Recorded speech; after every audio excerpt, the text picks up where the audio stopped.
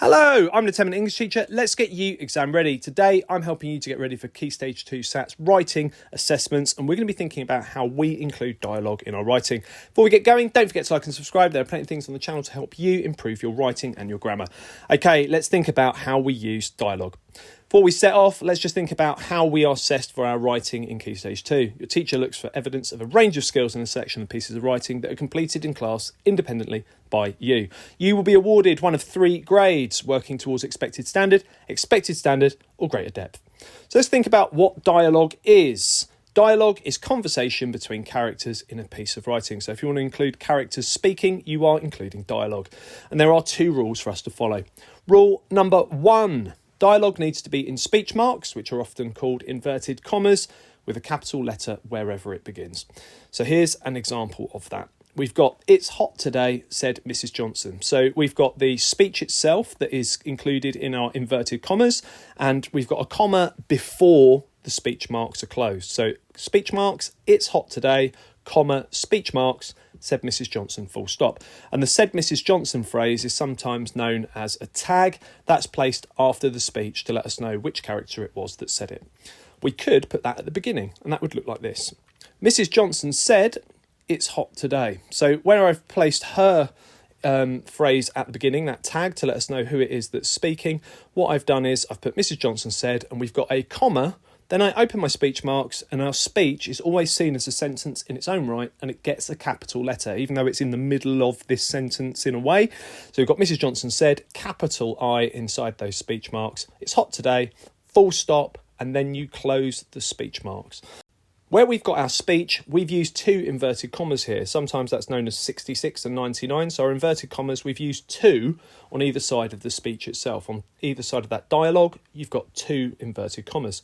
And sometimes in newspapers and modern novels, you'll see that writers choose to use 1. We can use 1 instead of 2, but it can be problematic. So here's an example of that in use. Dylan said, "I love cars." And instead of using 2 inverted commas there, I've used 1. And that would be considered grammatically correct, but it can cause problems. So here's an example of something that can't be done if we only use 1.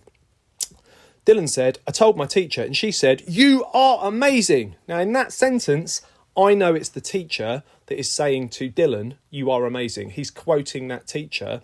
So in that sentence, the way that's written, I know that Dylan is telling me exactly what the teacher said. Without using an extra inverted comma there, I don't know that that's the character telling me something somebody else said. Looks a bit strange where you've got 3 inverted commas at the end of the sentence because that's closing Dylan's speech, but that is how you have a character explain what somebody else has said in a piece of writing. And that takes us over to rule number 2. Rule number 2 is a really easy one to follow, and it's this: every new speaker needs a new paragraph. If you include dialogue, you could be ending up using 20, 25 paragraphs in a piece of writing that might be 2 pages long, and that would be grammatically correct. Students often say, "How many paragraphs should I use?" Well, if you include dialogue, it's going to be a lot, because this is how it looks like when you include a new speaker for every new paragraph. So we've got this little text now for us to have a look at. "What's wrong with your cat?" said the vet, looking at it with interest and curiosity. Leo wiped a tear from his eye and said, "He's eaten a bee." "A bee?" said the vet. "Yes," sobbed Leo. The vet looked at the cat and thought to herself, "I can't understand how a cat can eat a bee." Now in this piece of writing, every time a new speaker has said their dialogue, we've got a new paragraph that's been begun. And I've done one other thing there in the final paragraph there. I've got the vet thinking to himself, "I can't understand how a cat can eat a bee." I've placed that in italics, and that means I know that that's what we call internal dialogue, something the character is thinking and it hasn't been said aloud. You can try to use that in your own writing.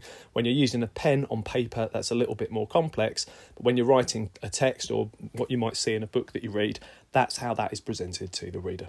Here's a practice task for you. Write a short text about a conversation between these characters involving a pizza. Remember to use inverted commas and paragraphs for each new speaker. Okay, check out the other videos on my channel. I'll continue to add content. Feel free to ask something you'd like to see me cover in the comments section. Don't forget to like and subscribe and share, and keep revising.